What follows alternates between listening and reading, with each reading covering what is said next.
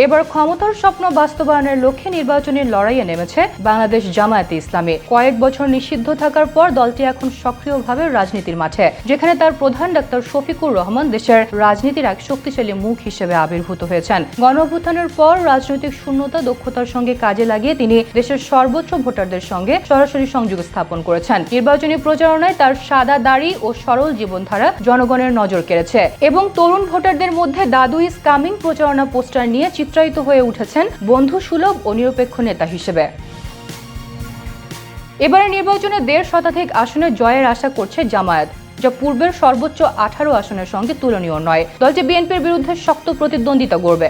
সামাজিক ও অর্থনৈতিক ক্ষেত্রে পরিকল্পিত পলিসি সামিট, নারীর ভোট ও কর্মী অংশগ্রহণ, সংখ্যালঘু প্রার্থী এবং ব্যবসায়ী তরুণ ভোটারদের সঙ্গে সরাসরি বৈঠক জামায়াতকে আগের চেয়ে বিস্তৃত গ্রহণযোগ্যতা দিয়েছে। এছাড়া নির্বাচনী ইশতেহারে জামায়াত স্পষ্টভাবে জানাচ্ছে তারা ক্ষমতায় এলে কল্যাণ রাষ্ট্র গড়বে, দুর্নীতি দমন করবে, সামাজিক ন্যায় বিচার নিশ্চিত করবে এবং নারীর অধিকার সুরক্ষিত রাখবে। সোশ্যাল মিডিয়ায় দলের প্রচারণায় তরুণ ভোটারদের মধ্যে দ্রুত ছড়িয়ে পড়ছে। সহকারী সেক্রেটারি জেনারেল মাওলানা আব্দুল হালিম বলছেন, জনগণের ব্যাপক অংশগ্রহণ ভোটেও প্রতিফলিত হবে। মানুষ দুর্নীতিবাজদের প্রত্যাখ্যান করবে এবং আমাদের জয় হবে।